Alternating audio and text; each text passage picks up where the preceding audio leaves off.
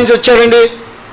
స్వామి చల్లని ఆశీస్సులతోటి ఆరాధన కార్యక్రమం చాలా కన్నుల పండగం జరిగిందండి. అదే రోజున సూర్యబాబు గారు, ఆనందరామారావు కూడా చక్కగా పిలవగానే వచ్చి ఆరాధన కార్యక్రమంలో పాల్గొని స్వామి మాట్లాడి కూడా చాలా చక్కగా కూడా వివరించి చెప్పారండి. 93,000 రూపాయలు పంపిన కోర్టు నుంచి వచ్చిన ఆర్డర్ స్వామి ఆశీస్సులతో 35,000 సెటిల్మెంట్ అవుతుందండి. అంటే అనుభవం ఎందువల్లంటే స్వామి సేవ చేసుకునే వాళ్ళకి కూడా స్వామి నిరంతరం ఉండి ఎప్పుడు ఎల్లవెల్ల కూడా మనకి అందులో ఎప్పుడు కూడా స్వామి ఏదో రకంగా మనకి అందిస్తూనే ఉంటారు. అంతేకాకుండా ప్రతి ఒక్కరు సభ్యులు కూడా ప్రతి గ్రామంలో కూడా ఆరాధన కార్యక్రమానికి వచ్చి ఒకవేళ ఇక్కడికి రాకపోయినా ఆ ఊళ్ళో ఆరాధన కార్యక్రమం వచ్చి ఆ 2 గంటల సేపు కూడా స్వామి సేవ చేసుకుంటూ మరి ఆ చక్కని అమృతులాంటి మాటలు వింటూ మరి చేసుకోవాలని ప్రతి ఒక్కరు సభ్యులు కూడా కోరుకుంటున్నాను. మరి ఇక్కడ చాలామంది సభ్యులు కూడా ఉదయం వచ్చి దర్శనం చేసుకుని చాలామంది వెళ్ళిపోతున్నారు.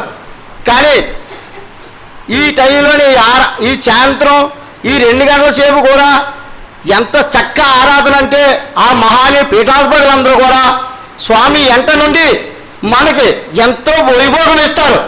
అయినా మహానీయుడు అలా కుర్చీలు ఆటలాడుతూ ఉంటే కానీ ఆయన శ్వాస ఎప్పుడు కూడా మహామంత్రం జపించుకుంటూ మనలో ఉన్న ఎటువంటి గుణాలు ఉన్నా కూడా అన్నీ కూడా చక్కగా తుడిచేసి ఆ ఆర్తతోటి ఆతుకుపనంలో కూడా అంచేస్తాడు ఆ మహానీయుడు. ఏనాడో పూజాబలం చేసుకుని ఉండాలి ఈ పీఠంలో రావటం, మరి ఆ సేవ చేసుకుంటాం. ప్రతి కోటేశ్వరులు ఎంతో మంది ఉంటారు, కానీ టయాన్ని తినడానికి వాళ్ళకి భూమి ఉండదు. ఏంటి వాడు ఎంత సేవ చేసుకుంటారు, స్వాములు ఎవరు ఎంత ముక్తు పొందామనుకున్న సేవతో పాటు కూడా స్వామిని ధ్యానించుకుంటూ అలాగే ఊళ్ళో ప్రతి ఒక్కరు కూడా ఆరాధన కార్యక్రమాలు మరి జరుపుకుంటూ కూడా స్వామి ఇంత చక్కని అవకాశం ఇచ్చిన మహనీయుడికి నా సాష్టాంగ నమస్కారం జరుపుకోండి. చాలా చక్కని విషయం అండి. మా అబ్బాయికి స్వామి ఆశీస్సులతోటి మరి మొన్న నేను సభ మయంగా కూడా సంతోషం ఆపుకోలేక మా అబ్బాయి కూడా వెనక్కి ఉండిపోయిన హోంగార్డ్ వస్తుంది కదా పోయింది కదా అని చాలా బాధపడ్డాను. స్వామి గారు అన్నారు నువ్వు ఎంత వెనక్కి ఉండిపోయింది అంత ఫలితం కూడా నీకు వస్తుందని చెప్పారు. అలాగే మా అబ్బాయికి హైదరాబాద్ ఇంటెలిజెన్సీలోని కానిస్టేబుల్ సివిల్ పోలీస్ వచ్చింది. మరి ఆ మహానీయుడు స్వామి సేవ వల్ల నిన్నటి దాకా 6,000 ఇచ్చారు. ఇవాళ పొద్దున్నే ఫోన్ చేశారు వచ్చే నెల నుంచి 10,500 ఇస్తున్నారట.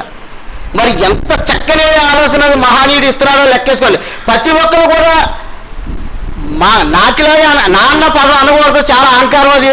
ప్రతి ఒక్కరు నాకులాగే మీరు కూడా సేవ చేసుకుంటూ ఆరాధనగా కూడా పాల్గొని ఆ స్వామివారిని అడుగులు అచ్చివారిని మాత్రం 2 గంటల సేపు మీరు శ్రద్ధ చేసుకుంటే స్వామి ఆశీస్సులు ప్రతి ఒక్కరు కూడా పొందుతారని స్వామి నమస్కారం చేసుకుంటున్నాను.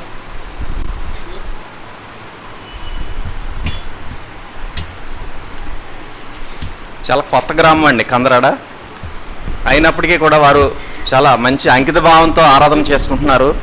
మరి బాగా 15 సంవత్సరాలు 20 సంవత్సరాలు 30 సంవత్సరాలు ఉన్నటువంటి వారు ఆరాధనకు మానేస్తున్నారు. మరి ఆ రకంగా ఉంటే ఫలితం అనేటువంటిది ఆయన అనుభవం చెప్పారు ఆరాధనకి రావడం ద్వారా. అదేవిధంగా అయ్యగారు మన ఉపన్యాసంలో చెప్పారు, ఒక వారం మనం ఏదైనా ఆశించామనుకోండి అది జరగకపోతే బాధపడకూడదట, అంతకన్నా మంచి ఫలితం వస్తుందట. అలాగా వాళ్ళ అబ్బాయికి హోంగార్డ్ రాకపోయినా కానిస్టేబుల్ ఉద్యోగం అంతకన్నా పెద్ద ఉద్యోగం వచ్చిందండి. అంతే అంచేత రాలేదు మనం ఆశ అనుకుంటే బాధపడకూడదట స్వామి చెప్పారు మొన్న ముందు వారం కానీ గుర్తులేదు సరిగా నాకు. అంచేత ఏదైనా ఫలితం మనం ఆశించి రాకపోయినా బాధపడకూడదు. నాకు అదే జరిగిందండి. మునుపు ఒకసారి 15 సంవత్సరాల క్రితం 20 సంవత్సరాల క్రితం చెప్పాను. నేను ఎంకామ్ పాస్ అయిన వెంటనే కండక్టర్ ఉద్యోగానికి అప్లై చేశానండి. నాతో పాటు ఇంటర్మీడియట్ పోయిన వాళ్ళు డిగ్రీ పోయిన వాళ్ళు అందరికీ కూడా సెలెక్ట్ అయిపోయారు కండక్టర్ ఉద్యోగానికి 1980లో. నాకు రాలేదు. ఇదేంటి ఎంకామ్ పాస్ అయినాను కనీసం నాకు కండక్టర్ ఉద్యోగం రాలేదు ఏంటి స్వామి అనుకున్నాను. నేను రమణ కూడా ఇద్దరు వస్తుండేవాళ్ళం. ఇక్కడికి రమణ సెలెక్ట్ అయిపోయాడు ఉద్యోగంలో ముందు. నాకేమని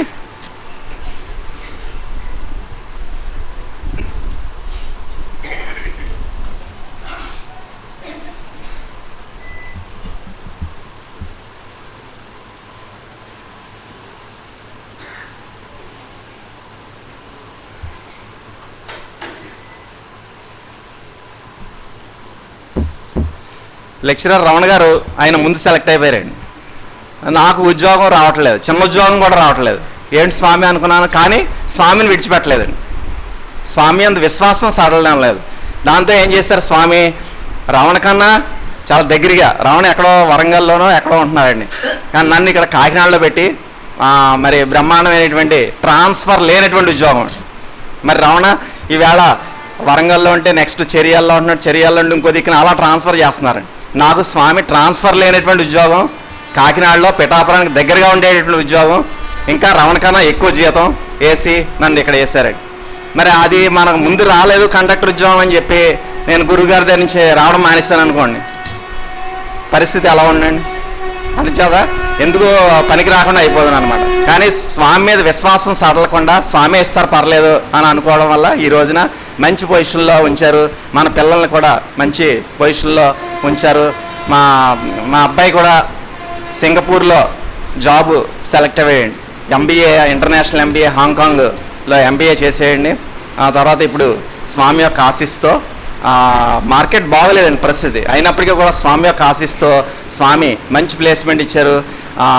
ఇంటర్నేషనల్ సింగపూర్ అంటే ఫేమస్ సిటీ అండి. అటువంటి సిటీలో స్వామి ఈ యొక్క సీమెన్స్ ఫైనాన్షియల్ అడ్వైజర్గా స్వామి ఉద్యోగం ఇచ్చారండి. అది కూడా స్వామి యొక్క ఆశీస్సే. అంచేత మనం స్వామిని నమ్ముకుని ఉండాలి. అంచేత ప్రతి ఒక్కరు కూడా గుర్తుపెట్టుకోండి, జరగకపోయినా సరే, ఒకవేళ మనం ఏదైనా అనుకుంటామండి, అనుకున్నది జరగకపోయినా సరే మనం ఉంటే దానికన్నా ఇంకా పెద్ద ఆశీర్వాదం మనకిస్తారు. అది ప్రతి ఒక్కరు కూడా అది గ్రహించాలి. ఆ విషయంగా మరి స్వామి మహోన్నతమైనటువంటి ఆశీస్సును మన అన్ని కుటుంబాలకి, ఒక్కరు ధర్మంలో ఉన్నారనుకోండి ఆ కుటుంబాన్ని అంతటినీ రక్షిస్తున్నారు. అదే నా అనుభవం. నేను ఒక్కరిని ముందు నేనే వచ్చానండి ఈ ధర్మంలోకి. తర్వాత మా తమ్ముడు, తర్వాత మా చెల్లెళ్ళు, మా బావలు మొత్తం అందరూ తర్వాత వచ్చారనమాట. కానీ స్వామి యొక్క రక్షణ అలా ఉంటుంది అనమాట. ఒక్కరు ధర్మంలో ఉంటే చాలు కుటుంబాన్ని అంతటినీ కూడా రక్షిస్తారనమాట. సో ఆ విధంగా అటువంటి మహోన్నతమైన సద్గురు మనకు లభించారు. అటువంటి మహోన్నతమైనటువంటి పీఠం మనకు లభించింది. కాబట్టి తుది శ్వాస విడిచేంత వరకు కూడా ఎన్ని ఒడిదుడికలు వచ్చినా, మంచి జరిగినా చెడు జరిగినా మనం విడిచిపెట్టకుండా సేవ చేసుకుంటూ ఉండాలన్నమాట. సేవ అనేది చాలా ప్రధానమైన విషయం. ఇంకా ముఖ్యంగా నిన్న మనకి స్వామి 3 ఊళ్ళు ఇచ్చారండి. ఎస్తిమ్మాపురం ఒకటి, తర్వాత హెచ్కొత్తూరు ఒకటి, కత్తిపూడి ఒకటి, 3 ఊళ్ళు కూడా స్వామి దర్శనాలు చేసుకున్నటువంటి వారు మేము కొత్త ఆశ్రమానికి వచ్చి మేము సేవ చేస్తామని చెప్పి ముందుకు వచ్చారు. ఇంకా కొత్త ఆశ్రమం వరకు బ్రహ్మాండంగా జరుగుతుందండి. మరి ఆ సేవ చేసుకునే అదృష్టం ఆ ఆశ్రమం నిర్మాణం అయ్యేంత వరకు ఉంటుంది. తర్వాత వచ్చి మనం సేవ చేద్దామన్నా మనకు అవకాశం ఉండదండి. మరి ఆ సేవ ద్వారా స్వామి యొక్క హృదయంలో స్థానం సంపాదించుకున్నటువంటి వారు కొన్ని వేల మంది ఉన్నారు మన పీఠంలో. మరి ఆ కొన్ని వేల మందిలో మనం కూడా ఒకళ్ళుగా ఉండాలన్నమాట. అంచేత కొద్దిగా శక్తి ఉన్నటువంటి వారు ప్రతి ఒక్కరు కూడా ఈ నూతన ఆశ్రమ నిర్మాణాన్ని అయ్యేంత వరకు కూడా నేను సేవ చేస్తానని చెప్పి మీరు మన గొల్లప్రోలు నాగేశ్వరరావు ఆ పక్కన కూర్చుంటారండి. ఎవరెవరు మీకు వారంలో ఒక్కరోజు, మీకు ఊరికా రోజు వచ్చి సేవ చేయక్కర్లేదండి, వారంలో ఒక్కరోజు ఇస్తారు మీకు. ఆ ఏ రోజు అనేటువంటిది మీకు టైం టేబుల్ వేస్తారు గొల్లప్రోలు నాగేశ్వరరావు.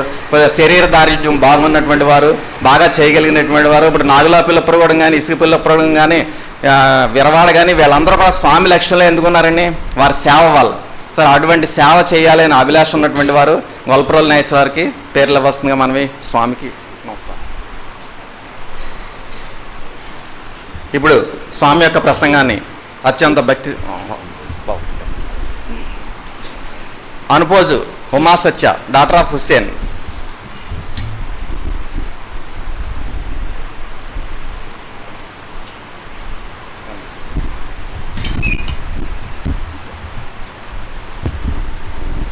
శ్రీ విశ్వవిజ్ఞాన విద్య ఆధ్యాత్మిక పీఠాధిపతులకు నా సాష్టాంగ నమస్కారములు. సభ్యులకు సభ్యేతలకు నా నమస్కారములు. నేను శాతత్వంలోని హుస్సేన్ షా సద్గురువర్యులు రచించిన ప్రేమ అనే అంశం గురించి చెప్పుచున్నాను. ప్రేమ అన్నది ఒక అపురూపమైన పలుకు. ప్రేమ అన్నది మానవునికి భౌతికముగా పలు విధంగా పలు రీతులలో చూచుచున్నది. వాటితో ముఖ్యమైనది తల్లి ప్రేమ. జీవజాలం యందు తల్లి రూపంగా వచ్చిన ప్రతి జీవి తన సంతానంలో ప్రాణాతీతమైన విషయముగా పరిగణించి ప్రేమను వెల్లడించుచున్నది. సోదర సోదరీలందు గల అన్యోన్యత ప్రేమ. ఒక వస్తువుని చూసి ఆశించు విషయము ప్రేమ. వధువు వల్ల ఆనందదాయకము ప్రేమ. తల్లి యందు నిజమైన ప్రేమ ఉన్న సంతానం పెరిగిన వారి యందు ద్వేషం పెరగకూడదు. తండ్రి తన సంతానం చూసి ఆనందించుటే ప్రేమ అని తండ్రి తన సంతానంని వ్యతిరేకించినప్పుడు వారి ఎందుకలు ఆక్రోశము క్రోధము నిద్రయ ఉండకూడదు. ప్రేమ అన్నది ఈశ్వర సంభూతమైన మహత్ తేజస్సు. ఎవరు గ్రహించి ఎదుటి వారిని ఆ రీతిగా మార్చగలిగినప్పుడు ఆ ఎదుటి ఆత్మ ఊహో అని సంబోధించును, అది ప్రేమ. ప్రతి ఆత్మ ఈశ్వర స్వరూపమైన తేజోరూపమైన విషయముగా ఉన్నదని చెప్పబడిన తత్వయాత్ర యొక్క వాక్కు ఎదురి ఆత్మ గ్రహించి నేను అంతని వాణిని అని పలికింపజే శక్తివంతుడు త్యాగియే ప్రేమమయుడు, అతడే సద్గురువు అనబడును. అందుచేతనే గురు బ్రహ్మ గురు విష్ణు గురుదేవో మహేశ్వర గురు సాక్షాత్ పరబ్రహ్మ తస్మై శ్రీ సద్గురువే నమః. నలుగురోరధికం ఎన్న ఆరోక్తి నిరూపించగలిగే వ్యక్తిత్వంలో తెలియబడినదే ప్రేమ. అటు ప్రేమయే త్యాగ రూపంలో శిష్యు రూపంలో ఉన్న ఎదుటి వారిని తనంతని వాణిగా నిరూపించగలిగే శక్తివంతుడైనప్పుడు అతడు చూపించు ప్రేమ వెలుకునెవరేని కొన్నడి వారు గలరే అనే తత్వయాత్ర యొక్క వాక్కు నిజం. ప్రేమ శాశ్వతమైనది, ఇది అంతము లేనిది. ఈ ప్రేమ రసస్వరూపమని చెప్పక తప్పదు. నాకు ఈ అవకాశం ఇచ్చిన సగురువర్యులకు నా సాష్టాంగ నమస్కారం. తల్లిదండ్రులు రెండమ్మా. శాతత్వం చదవడం చాలా కష్టం అండి, అర్థం చేసుకోవడం చాలా కష్టం. మరి అటువంటి విషయాన్ని మరి అంత చిన్న అమ్మాయి అనుపోజు ఉమాసత్య చాలా చక్కగా చెప్పింది అని చేత అటువంటి ప్రేమస్వరూపం మన స్వామి. నేను అంతటి వాడను, నేను ఈశ్వర రసస్వరూపిని అని పలికింపచేసేటువంటి ప్రేమమూర్తే సద్గురు స్వామి అంట. అటువంటి సద్గురు స్వామి మనకు లభించారు. ప్రతి ఒక్కరు కూడా స్వామి సందేశాన్ని అత్యంత భక్తి శ్రద్ధలతో వినాల్సిందిగా మనకు.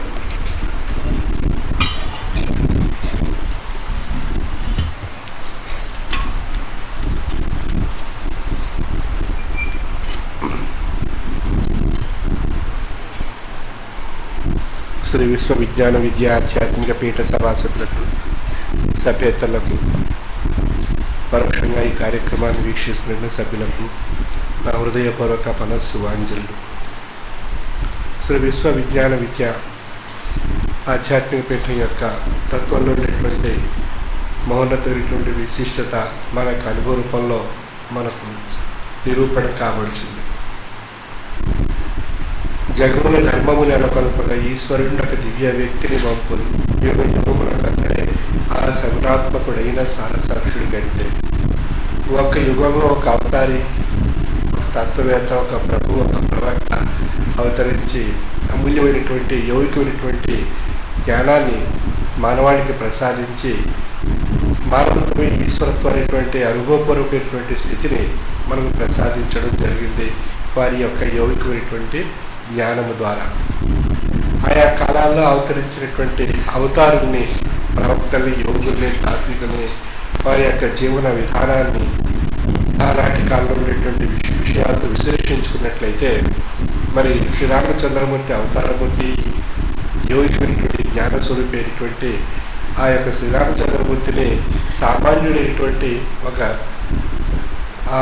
వారి యొక్క రాజ్యంలో ఉండేటువంటి ఆ చాకలివాడు ఆయన్ని విమర్శించి ఆ యొక్క రాజ్యాభిషేకం కానివ్వకుండా వారిని వనవాసం అనేటువంటి విధానంలో వారి యొక్క జీవన విధానాన్ని తెలియజేసినప్పుడు ఈ ద్వేషం అనేటువంటి విషయం తత్వవేత్తకి, అంటే ఇక్కడ ద్వేషం అనేటువంటి విషయాన్ని విశ్లేషించడం గురించి ఈ చాకలివాడు ఆ యొక్క శ్రీరామచంద్రమూర్తి యొక్క విషయంలో ఆ యొక్క ద్వేషభావం చేత ఆ యొక్క నెపాన్ని ఆయనపై వేసి వనవాసానికి కారణం కాబట్టాడు. అదేవిధంగా క్రీస్తు యొక్క సిలువ వేసేటువంటి విధానంలో ఆయన యొక్క శిష్యుడు ఆయన సిలువకు కారణం కాబట్టాడు ద్వేషం అనేటువంటి రూపంలో. అదేవిధంగా ప్రవక్త తాను ప్రసాదించేటువంటి యోగికమైనటువంటి జ్ఞానాన్ని తెలియజేయటానికి ఆయన ప్రయాణం చేసినప్పుడు ఆయన్ని వధించడానికి, ఆయన హత్య చేయడానికి, ఆయన హతమార్చడానికి ఆనాటి ద్వేష రూపంలో ఉండేటువంటి శిష్యుడు ఆయన్ని వెంటాడి చంపడానికి ప్రయత్నం చేయడం జరిగింది. అదేవిధంగా ఈ విధంగా క్రీస్తు భగవానుడు, శ్రీరామచంద్రమూర్తి, ప్రవక్త, ఈ ముగ్గురి యొక్క విషయంలో మనం తీసుకున్నట్లయితే అయితే ద్వేషం అనేటువంటి విషయం ప్రవక్త విషయంలో, అవతారి విషయంలో, ప్రభు విషయంలో ఆ యొక్క ద్వేషం అనేటువంటి విషయం ఒక సామాన్య మానవుడి చేత ద్వేషం అనేటువంటి స్థితి ఏ విధంగా ఉగ్రరూపం దాల్చింది అనేటువంటి విషయం మనకు తెలియబడుతుంది. అదేవిధంగా శ్రీకృష్ణ భగవానుడు భగవత్ స్వరూపి మరి బోయవాని యొక్క బాణము చేత ఆయన వధింపబడడం జరిగింది. అక్కడ ద్వేషం అనేటువంటి విషయం ఏ రూపంగా ఉందనేటువంటి విషయం తెలియబడుతుంది. అంటే ద్వేషం అనేటువంటిది ఇది ప్రకృతిలో సహజ సిద్ధంగా ఉండి అది ఈశ్వర సన్నిధమైనటువంటి శక్తిని ఇప్పుడు ద్వేషిస్తూ ఉంటూ ఉంటుంది. అంచేత ద్వేషం అనేటువంటిది అది ఎక్కడ ఉంది? మన పుట్టుకలో మనం భౌతికంగా మన జీవనం సాగిస్తున్నప్పుడు అది భౌతికంగా ఉండేటువంటి ఏదో విషయాల చేత ద్వేషం పుట్టింది అనేటువంటిది కాదు. అది ప్రకృతిలోని ద్వేషం అనేటువంటి స్వరూపం నిండి ఉన్నది. అంచేత ద్వేషం అనేటువంటి స్వరూపం చేత భక్తుడి తెలుసుకోకుండా ద్వేషం అనేటువంటి ఆ రూపం ఆవహించి ఆ భక్తుడిని ఆ భగవంతుని యొక్క సన్నిధానానికి చేర్చకుండా ద్వేషం అనేటువంటి స్వరూపం ఆ యొక్క ఉగ్రరూపం దాల్చి ఆవహించి అతను ఆ స్థితికి చేరకుండా అవరోధాలు కలిగిస్తూ ఉంటుంటుంది. ఇంకా ఆ ద్వేషం అనేటువంటి స్వరూపం ఈ ప్రకృతిలో ఎలా ఏర్పడింది అని మనం ప్రశ్నించుకున్నట్లయితే ఆ విరాట్ నుండి ఆనాడు తెగిపోయి ఆవిర్భవించి మత్స్యాకారమందగా అని చెప్తున్నట్టు అర్థమవుతారు. అంటే విరాట్ రూపంలో ఉండేటువంటి ఒక అణువు అది ఆ ద్వేషభావం చేత భ్రాంతి స్వరూపమైనటువంటి భావం చేత ఆ యొక్క విరాట్ నుండి ఆ అణువు విడిపోవడం జరిగింది. అంటే ఆ అణువు ఆ విరాట్ రూపంలో ఉన్నంతసేపు ఆ విరాట్ రూపం యొక్క తేజస్సుతో మిళితమై ఒక ఉత్కృష్టమైనటువంటి తేజస్వరూపమైనటువంటి రసస్వరూపమైనటువంటి శక్తిగా ఉంది.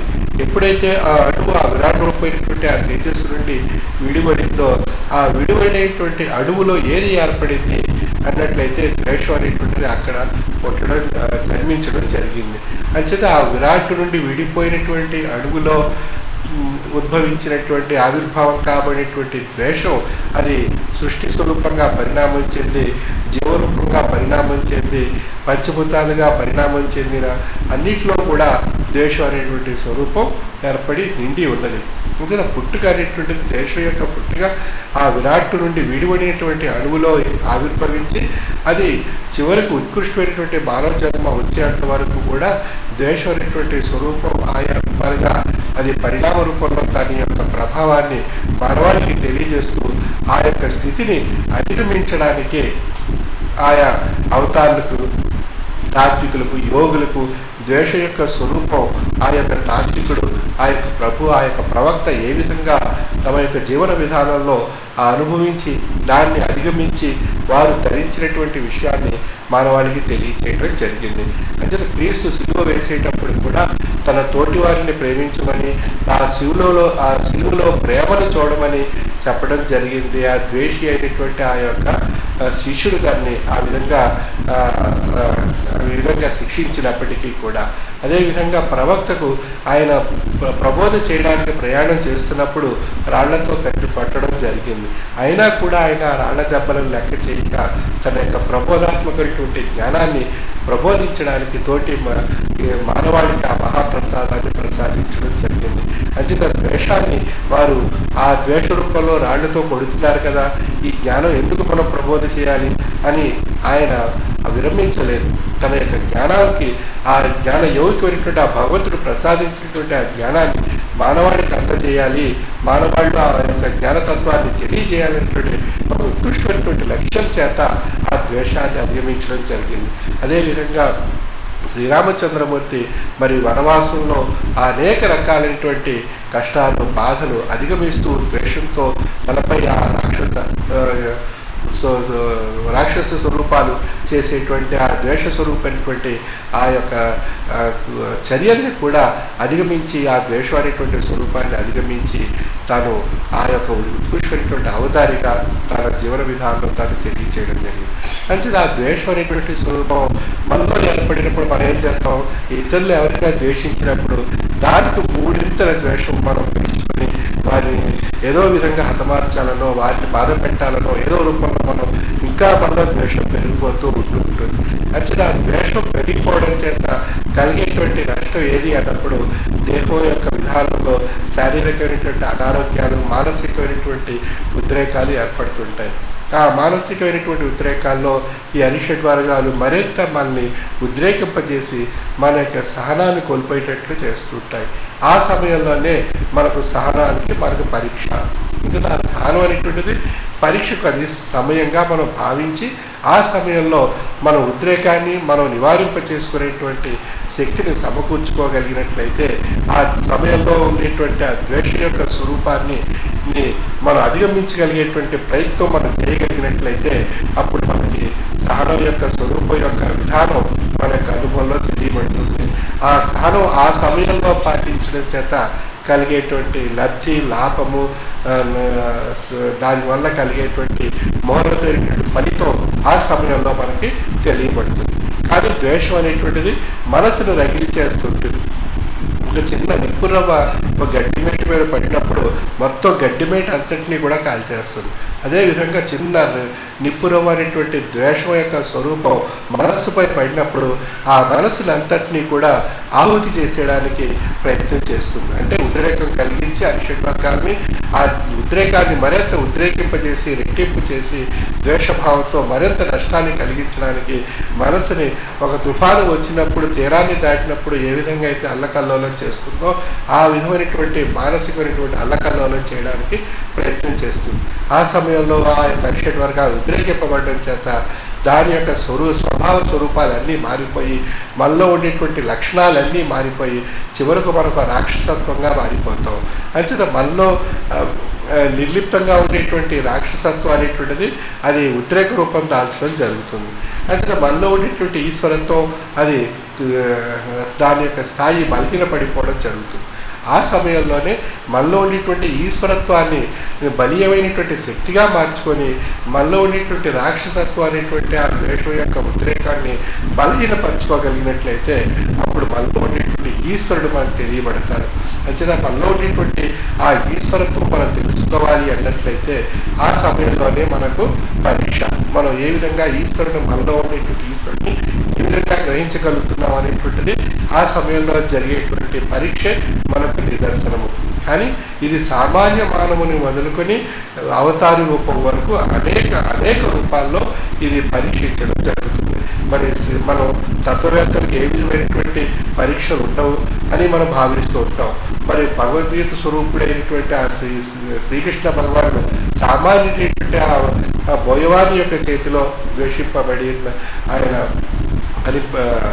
హరింపబడ్డం అనేటువంటి విషయం, శ్రీరామచంద్రమూర్తి సామాన్యుడైనటువంటి ఒక చాకలివాణి యొక్క విమర్శతో ఆయన వనవాసం అనేటువంటి స్వరూపాన్ని పొందడం జరిగింది. అదేవిధంగా ప్రవక్త తన తాత్వికమైనటువంటి జ్ఞానాన్ని ప్రబోధించడానికి ఆయన ప్రయాణం చేసినప్పుడు ఆయనకు రాళ్లతో కొట్టడం అనేటువంటిది జరిగింది. అదేవిధంగా ఆయన క్రీస్తు యొక్క శిష్యుడే ఆయన్ని సిలువ వేసేటువంటి విధానంగా ద్వేషం అనేటువంటి స్వరూపం ఆయా రూపాలుగా అవతరించింది. అంటే ఆ ద్వేషంతో మనం పోల్చుకున్నట్లయితే మనకు వచ్చేటువంటి ద్వేషం చాలా సామాన్యమైనటువంటి విషయం. ఇది మనం అధిగమించగలిగేటువంటి శక్తి మనకు సద్గురువు యొక్క లక్ష్యం చేత, మహామంత్రం చేత మనం దాన్ని నివారింప చేసుకునేటువంటి స్వశక్తి మనలో ఉంది. కానీ మనం ఆ సమయంలో మహామంత్రం మర్చిపోతాం, సద్గురువుని మర్చిపోతాం. ఆ సమయంలోనే మనం సద్గురుమూర్తిని, మహామంత్రాన్ని అనేక సార్లు మననం చేసుకుంటూ ఆ ధ్యాసలో, ఆ ధ్యానంలో, ఆ లక్ష్యంలో ఉండిపోయినట్లయితే అప్పుడు మనకి ఆ మహామంత్రానికి యోగికమైనటువంటి శక్తి, అది మంత్రమే గురువే మహామంత్ర స్వరూపమైనటువంటి శక్తిగా ఉన్నటువంటి లక్ష్యం చేత ఆ యొక్క ద్వేషం యొక్క ఉద్రేకం మనం తొలగిపోయి మనం ఆ యొక్క సమస్య నుండి, ఆ యొక్క ఉత్పన్నం కాబడేటువంటి నష్టం నుండి మనం తొలగించబడేటువంటి అవకాశం, రక్షణ పొందేటువంటి అవకాశం మనకి ఏర్పడుతుంది. ఆ విధంగా మనకు స్వామి మనకి ఒక ఉత్కృష్టమైనటువంటి ఆయుధాన్ని మనకు ప్రసాదించారు. మనలో ఉండేటువంటి రాక్షసుడిని, ఉద్రేకం అనేటువంటి ద్వేషం అనేటువంటి రాక్షసుడిని సంహరించడానికి మనకు స్వామి వారికి మహామంత్రం అనేటువంటి ఒక యోగికమైనటువంటి మహామంత్రాన్ని మనకు ప్రసాదించారు. ఆ మహామంత్రం యొక్క మరణం మనలో ఉండేటువంటి ద్వేషపూరితుడైనటువంటి రాక్షసుడిని మనం అధిగమించేటువంటి శక్తి మనం మహామంత్రం వల్ల పొందగలుగుతున్నాం.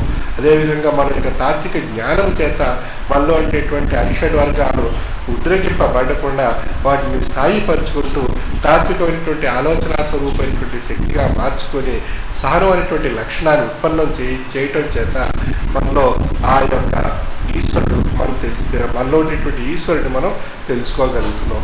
ఆ విధంగా మనలో ఉండేటువంటి ఆ ద్వేషం అనేటువంటి స్వరూపాన్ని అధిగమించేటువంటి శక్తి మనం అనుభవంలో తెలియబడుతుంది.